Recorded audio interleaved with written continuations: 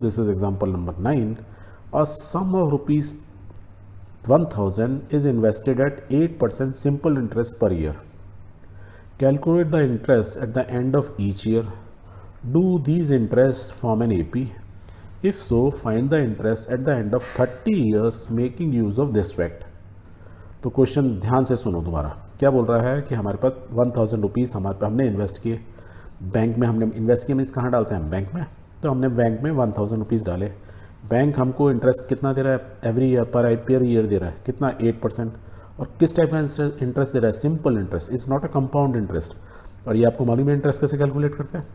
तो इसका मतलब क्या होता है, सिंपल इंटरेस्ट 1000 रुपीज़ होंगे, उसमें 8% इंक्रीज़ हो जाएगा नेक्स्ट ईयर में, फिर अगले साल 1% इंक्रीज़ हो जाएगा, ऐसे होता रहेगा. ओके अब वो क्या बोल रहा है, calculate the interest of at the end of each year. हर साल के एंड में इंटरेस्ट निकालो. अब फिर आप ये देखो कि जो उससे सीरीज़ बनती है, is it an AP, arithmetic progression है.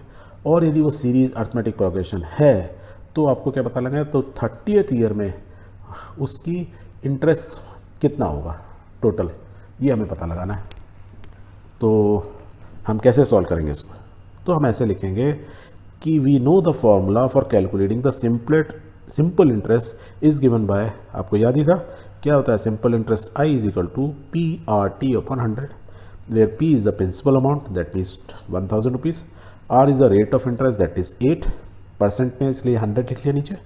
T is the time, और टाइम क्या है, हम 1-2 महीने का निकालना है, 1-2 साल का निकालना है, तो अपने पास सिंपल इंटरेस्ट निकलाएगा. तो let's write it down.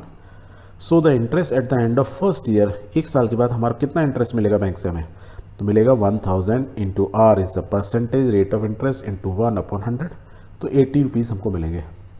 Next year में कितने मिलेंगे, नेक्स्ट ईयर में अमाउंट तो सेम ही रहा क्योंकि कंपाउंड नहीं है, ये इसमें ऐड नहीं होगा. तो अगेन 1000 2 साल यदि बैंक में रखता तो मुझे कितना इंटरेस्ट मिलता, 1000 आर सेम रेट से मिलता. For 2 years it will be 160 rupees, means 80 rupees था फर्स्ट ईयर में. सेकेंड ईयर में कितना मिला इंटरेस्ट, टोटल इंटरेस्ट मिला 160. थर्ड ईयर में निकालता तो 3 से मल्टीप्लाई करता, मीन्स 240. अब आपको इंटरेस्ट मालूम चलता जा रहा है कि फर्स्ट ईयर में 80, अगले साल 2 साल तक मैं रखता बैंक में तो 160 मिलता, 3 years तक मिलता तो 240 मिलता.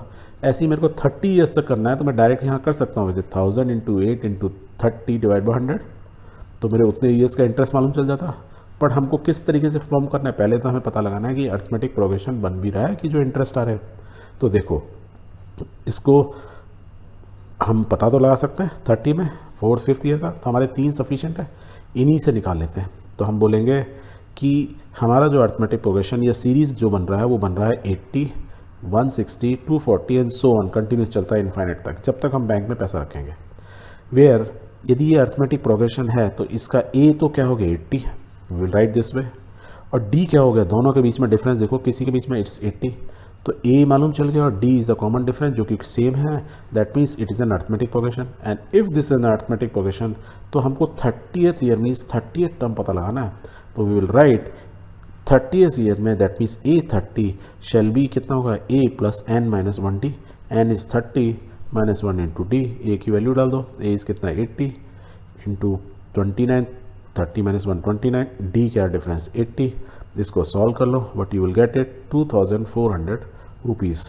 तो आपको 30th ईयर पे यदि 30 years तक आप बैंक में पैसा रखते हो तो आपको कितना पैसा इंटरेस्ट के फॉर्म में मिलता है, 2400 रुपीज़. बाय द वे आप इस फॉर्मूले से भी निकाल सकते हैं, एक 1000 8% इंटरेस्ट पे 30 years में 0 यहाँ लगाते थे तो क्या होता है 240, इतना ही आता. तो आप डायरेक्ट भी निकाल सकते थे, पर क्योंकि हम अर्थमेटिक प्रोग्रेशन पढ़ रहे हैं इसलिए हमने उसको पहले तो ये पता लगाया कि जो सीरीज़ बनी वो अर्थमेटिक प्रोग्रेशन है कि नहीं. उसके लिए क्या किया, हमने कॉमन डिफरेंस देखा कि सब टर्म के बीच में सेम है कि नहीं. उससे फिर हमको जब मालूम चल गया ये अर्थमेटिक प्रोग्रेशन है तो हमने इजीली nth टर्म निकाल ली.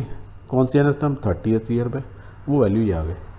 काउंटर चेक करने के लिए जो मैंने आपको बताया, यहाँ आप 30 लिख देते टाइम को तो वैल्यू सेम आती, तो ये करेक्ट है. That way we have solve this problem.